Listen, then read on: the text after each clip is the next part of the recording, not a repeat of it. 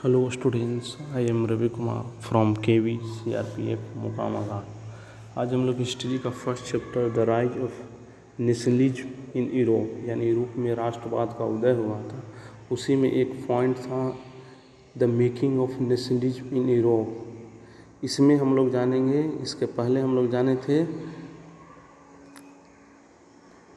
Liberal nationalism के बारे में। अब हम लोग जानेंगे इस चैप्टर में न्यू कंजर्वेटिव आफ्टर 1815 यानी 1815 के बाद एक जो नया रूढ़िवाद आया उसके बारे में हम लोग जानेंगे। तो सबसे पहले तो इसमें नेपोलियन को डिफेक्ट किया गया था कब, जब यानी जो हार हुआ था, हार के बाद 1815 में यूरोपीय जो गवर्नमेंट था, यूरोपियन जो गवर्नमेंट के अंदर एक क्या कंजर्वेटिज्म की भावना उत्पन्न हो गया था, यानी एक रूढ़िवाद की भावना उत्पन्न हो गया था वहाँ के गवर्नमेंट में, यूरोपियन गवर्नमेंट में।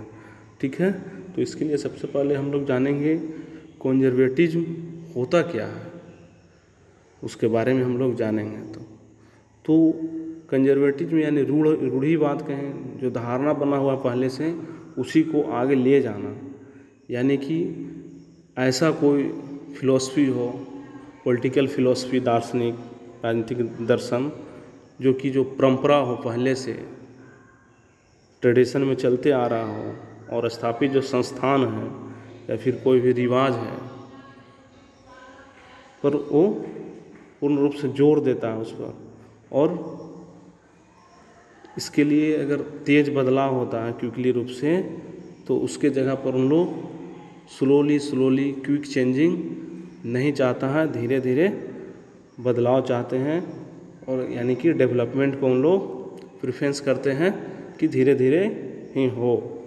ठीक है, जैसे एग्जाम्पल के तौर पर हम लोग जानेंगे कंजर्वेटिज्म के बारे में कि बहुत सारे ऐसे लोग होते हैं कि उनको चाहना होता है कि हम डेवलपमेंट को नहीं करेंगे, और जो हमारे जो पुराने तौर तरीके हैं, यानी कि जो जैसे कोई जातिवाद का हो गया, जो जातिवाद का जो सिस्टम है उसको हम बना कर रखेंगे, ऐसा लोगों को कुछ लोगों को सोचना है, और उसे आगे भी उसे बनाकर रखने के बारे में सोचते हैं, और उन चीज़ों को वो कंजर्व करना चाहते हैं।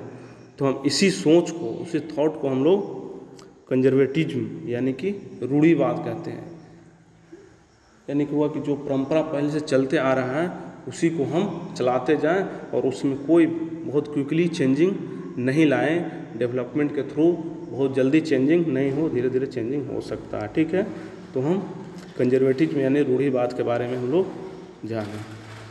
आगे हम लोग जानेंगे कि जो यूरोप में कि जो कंजर्वेटिव जो रूढ़िवादी जो लोग थे, जो स्टेट एंड सोसाइटी के द्वारा जो एस्टेब्लिश्ड जो किया गया था, स्थापित जो परंपरा था वहाँ के रूप में कौन कौन सा था, तो मोनार्की जो राजतंत्र था, वहाँ पर चर्च था, और जो सामाजिक जो ऊंच नीच होता है, कोई बड़े आदमी के लिए, कोई छोटे आदमी, वो चीज़ की भी परंपरा वहाँ था, प्रॉपर्टी का था, प्रॉपर्टी जो होता है संपत्ति का था, एंड द फैमिली यानी परिवार के द्वारा जो परंपरा को उसको बनाए रखना चाहता था वहाँ के लोग। ठीक है, लेकिन उस समय भी क्या थे कि जो अधिकतर लोग थे वो कंजर्वेटिव यानी रूढ़िवादी लोग को प्री रिवोल्यूशनरी डे, ये प्री रिवोल्यूशनरी डे यानी कि जो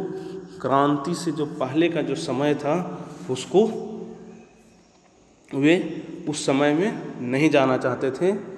कुछ ऐसे भी लोग थे, कंजर्वेटिव थे लोग, लेकिन उन लोग नहीं चाहते थे कि क्रांति से पहले वाला समय में हम लोग जाएं, और उन लोग को जान चुके थे कि नेपोलियन के द्वारा, जो नेपोलियन था, जो उसके द्वारा जो चेंजिंग किया गया था, जिससे क्या चेंज किया था, वो जब चेंज किया तो उसके बाद उसको क्या वहाँ पर लाया गया, तो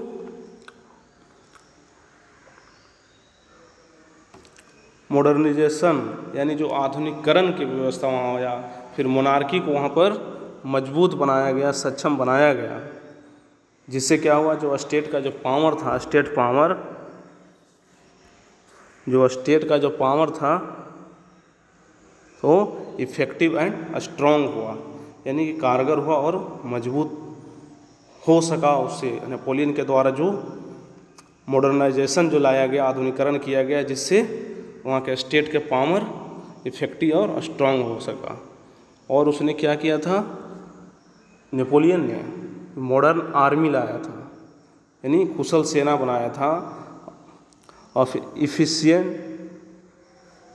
ब्यूरोक्रेसी, यानी कि कुशल नौकरशाह भी बनाया था वो, और ये डायनामिक इकोनॉमिक, यानी गतिशील अर्थव्यवस्था था, और एवोल्यूशन ऑफ फेडरलिज्म एंड सर्फिडम, यानी कि वहाँ के जो सामंतवाद था और भूदास के था, उसको वो समाप्त किया था। ठीक है, किसने किया था, तो नेपोलियन ने किया था। ठीक है, और इसमें एक चीज़ हम लोग जानेंगे, 1815 में कौन कौन से देश इसमें के रिप्रेजेंटेटिव थे। तो यूरोपीय पावर में थे ब्रिटेन का, रूसिया, प्रसा और ऑस्ट्रिया। ये सब यूरोपीय कंट्री थे, पावरफुल कंट्री थे, जो उस समय मिलकर नेपोलियन को हराया था इन लोग। ठीक है, और इन लोग के जो रिप्रेजेंटेटिव हुए, जो प्रतिनिधित्व करने वाला प्रतिनिधि लोग, वो सेटलमेंट ऑफ यूरोप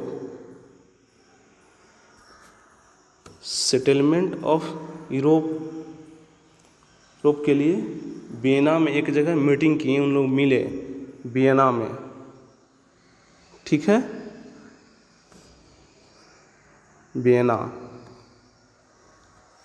और वहाँ पर जो मिले वियना में, और फिर इस सम्मेलन जो कांग्रेस जो हुआ, जो सम्मेलन हुआ, उसको होस्ट किसने किया, यानी मेजबानी किसने किया, तो ऑस्ट्रियन चांसलर ड्यूक मेटरनिख ने किया था।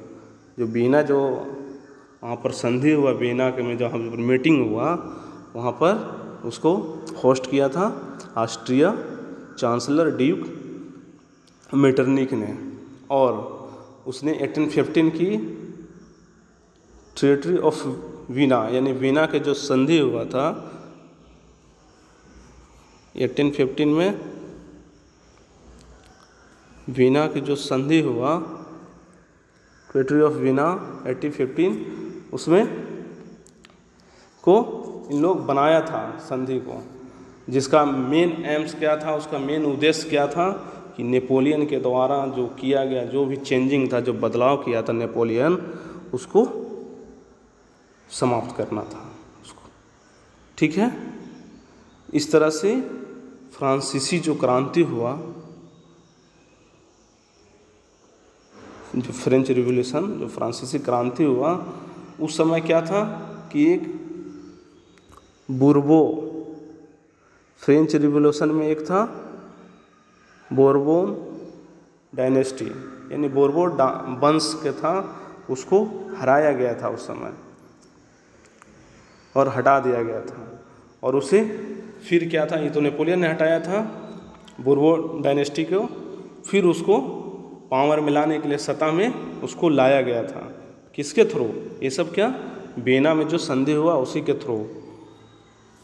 और जो लॉस्ट ऑफ टेरिटरीज, जो इलाका को जो खो दिया था पहले, जो कि नेपोलियन के द्वारा कब्जा कर लिया गया था उस पर, वो इलाका पर नेपोलियन के अंडर में किया गया था, नेपोलियन के द्वारा, उसको भी आज़ाद कर दिया गया, ले लिया गया। और क्या किया गया कि जो फ्रांस के जो बाउंड्री था, उस पर क्या क्या सेटअप कर दिया गया कि उस पर कई से स्टेट को बनाया गया बाउंड्री पर, ताकि क्या हुआ कि फ्यूचर में, जो भविष्य में फ्रांस का एक्सपेंशन, विस्तार नहीं हो सके, इसलिए बाउंड्री पर अलग अलग कंट्री बना दिया गया, वहाँ पर स्टेट बना दिया गया। इसी तरह से क्या हुआ, नॉर्थ में सेटअप किया गया, नॉर्थ में नीदरलैंड स्टेट को, ये किंगडम ऑफ नीदरलैंड, ये कहाँ सेटअप किया गया? नॉर्थ में, और उसमें बेल्जियम को भी शामिल किया गया, इंक्लूड किया गया उसमें बेल्जियम को, ठीक है। और साउथ में पिडमोंट में जिनोवा को उसमें मिलाया गया, ऐड किया गया। और फिर प्रसा को वेस्टर्न फ्रंटियर, जो पश्चिमी सीमा था, के इलाका दिया गया। और फिर ऑस्ट्रिया को नॉर्थ इटली का कंट्रोल में दे दिया गया उसको, ठीक है। लेकिन इसमें एक चीज़ रहा, इसमें क्या कि जो नेपोलियन के द्वारा जो जर्मन कॉन्फेडरेशन ऑफ 39, जो नेपोलियन के द्वारा जो बनाया गया था जर्मन कॉन्फेडरेशन ऑफ 39 स्टेट, उसको अनटच्ड किया गया, मैंने उसको टच नहीं किया गया, उसको तोड़ा नहीं गया, उसको बरकरार रखा गया उसी तरह से। जो 39 राज्यों का जो जर्मन महासंघ बनाया था नेपोलियन, उसको रखा गया था उसी तरह से, ठीक है। और एक चीज़ और, इसमें ईस्ट में किसको दिया गया? तो रूस को पोलैंड का हिस्सा, पोलैंड के पार्ट को रूस को दिया गया। और प्रसा को फिर क्या दिया गया? प्रसा को सेक्शनी का एक हिस्सा दे दिया गया, सेक्शनी, ठीक है। तो इस सब का मेन इंटेंशन क्या था, इसके बारे में हम लोग जाने। मेन इंटेंशन क्या था? उसका उद्देश्य था कि नेपोलियन के द्वारा जितना भी बर्खास्त जो था जो राजतंत्र, उसको पुनः बहाली करना, फिर से रीस्टोर करना मोनार्की को। नेपोलियन के द्वारा जो बर्बाद कर दिया गया था, उसको फिर से बहाल करना था, रीस्टोर द मोनार्की। इस तरह से यूरोप में क्या हुआ कि एक नया कंजर्वेटिव ऑर्डर का क्रिएट हुआ वहाँ पर, ठीक है। इस तरह से हम लोग जाने कि यूरोप में किस तरह से एक नेपोलियन के बाद, जब नेपोलियन की जब हारा था 1815 में, 1815 में, उसके बाद वहाँ किस तरह से एक नया रूढ़िवाद जो कंजर्वेटिव जो उत्पन्न हुआ, उसके बारे में हम लोग जाने। ओके।